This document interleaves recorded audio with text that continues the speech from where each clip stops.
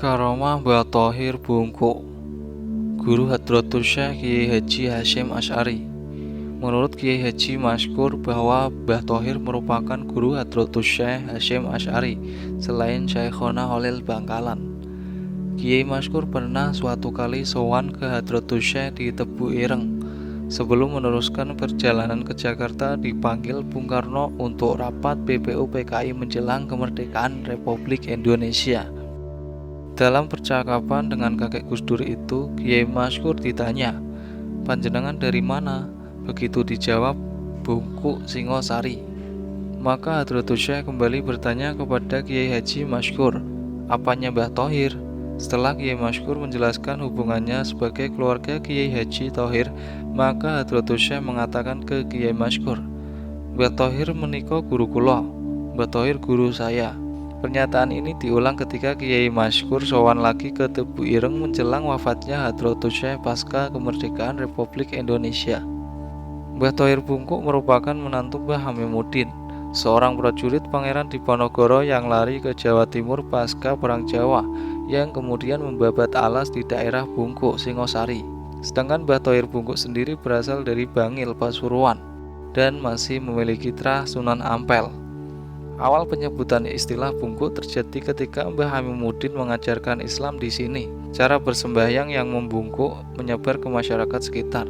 Cara bersembahyang yang demikian itu tentu saja aneh bagi masyarakat sekitar yang kala itu banyak menganut agama Hindu. Akhirnya pesantren ini terkenal dengan sebutan Pondok Bungkuk hingga saat ini. Bahkan nama jalan menuju ke pesantren pun dinamai Jalan Bungkuk. Sepeninggal Mbah Hamimuddin, Mbah Thohir berubah peran menjadi pengasuh atau pemimpin pesantren yang karismatik dan disegani banyak pihak, termasuk Belanda. Perkembangan pesantren semakin pesat dan terkenal sampai ke berbagai wilayah di Indonesia. Mbah Thohir terkenal cukup selektif dalam menerima calon santri yang akan belajar di pondok pesantren Bungkuk. Mbah Thohir memilih sendiri santrinya. Beliau meminta calon santrinya agar istikharah, sama seperti yang dilakukan juga oleh beliau. Hasil istikharah inilah yang akan menentukan diterima atau tidak untuk belajar di Bungkuk. Tentu saja ini menjadi daya tarik khusus bagi para calon santrinya. Karomah-karomah Mbah Thohir Bungkuk. Pertama, dikisahkan oleh Kiai Haji Munsif, cucu Mbah Thohir. Konon saat Mbah Hamimuddin mencarikan jodoh untuk putri bungsunya yang sudah balik, beliau meminta salah satu menantunya, Abdullah, tirakat selama 40 hari agar mendapat petunjuk dari Allah Subhanahu wa Ta'ala. Juga ritual khusus di sebelah kanan bagian tiang masjid, sisi timur laut. Tirakat berupa puasa 40 hari ini berhasil. Harimau yang tampak pada istikharah Abdullah ternyata bukan sekedar bunga tidur. Abdullah menyampaikan kepada Mbah Hamimuddin bahwa dirinya melihat seekor harimau yang berjalan dari arah utara. Lalu Mbah Hamimuddin memerintahkan Abdullah untuk mencarinya sampai ketemu. Abdullah bergegas ke utara, naik kereta api sampai di stasiun Bangil. Abdullah dihampiri seorang pemuda yang sedang membawa kitab. Mereka bersalaman lalu berbincang-bincang, seolah sudah kenal lama, padahal baru pertama ketemu. Pemuda itu berkata, "Saya Thohir, mau kemana?" Tanya Abdullah. "Mau ke Singosari," jawabnya singkat, lalu keduanya pergi ke Singosari. Rupanya keduanya telah berinteraksi sebelumnya melalui telepati. Keduanya ingin bertemu dan dengan izin Allah Subhanahu wa Ta'ala akhirnya mereka pun bertemu juga. Sesampainya di Bungkuk, Thohir muda hanya mengelilingi Bungkuk dan berkata, "Saya sudah cocok." Lalu dia langsung kembali ke Pasuruan tanpa menemui Mbah Hamimuddin sama sekali, agar unik. Tidak lama Thohir muda kembali lagi ke Singosari menemui Abdullah, baru kemudian Abdullah mengantarkannya menemui Mbah Hamimuddin. Abdullah memperkenalkan Thohir muda kepada mertuanya.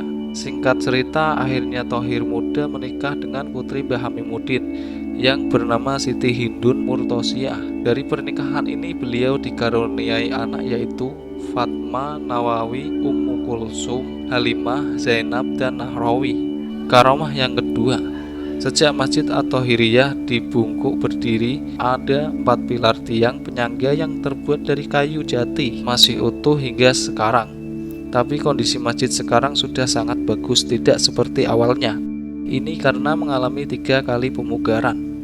Nah, dari masjid inilah, menurut cerita dari mulut ke mulut, Mbah Thohir bisa melihat Ka'bah. Barangkali sejak dulu ini terjadi untuk menepis keraguan warga tentang arah kiblat, apakah sudah benar-benar menghadap ke Ka'bah. Inilah kisah yang jamak diketahui para santri dan warga masyarakat sekitar hingga sekarang.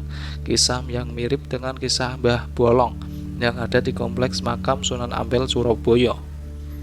Kisah karomah yang ketiga. Suatu ketika hama wareng menyerang tanaman padi warga sekitar.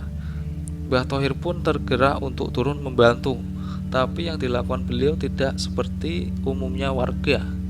Beliau berjalan mengelilingi sawah sambil mengajak padi-padi yang terserang hama itu untuk bertasbih kepada Allah Subhanahu wa Ta'ala. Dengan izin Allah, gagal panen pun terhindarkan. Karomah yang keempat.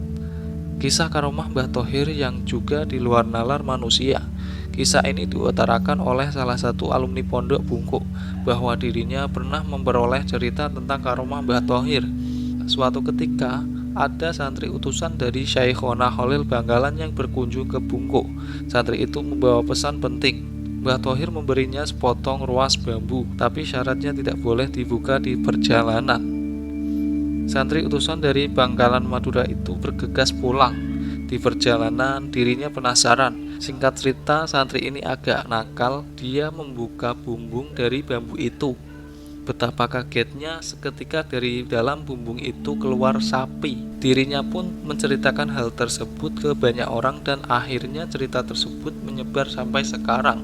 Entah benar atau tidak kisah ini, yang pasti layak menjadi renungan bahwa apapun itu pastilah datangnya dari Allah Subhanahu wa Ta'ala. Dan masih banyak lagi karomah-karomah Mbah Thohir Bungkuk yang lain, termasuk yang masyhur tentang suasana antusias masyarakat saat menyaksikan Mbah Thohir berangkat haji.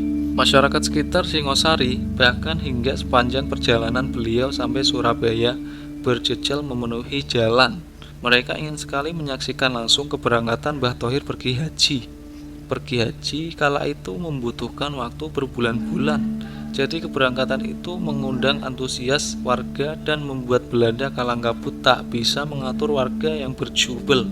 Terlepas dari itu semua, siapa yang menggerakkan hati semua orang untuk hadir? Tentu saja Allah Subhanahu wa Ta'ala. Demikian kisah karomah dari Mbah Thohir, guru dari Hadratus Syekh Kiai Haji Hasyim Asy'ari. Semoga kita semua mendapatkan manfaat dari kisah-kisah beliau. Wassalamualaikum warahmatullahi wabarakatuh.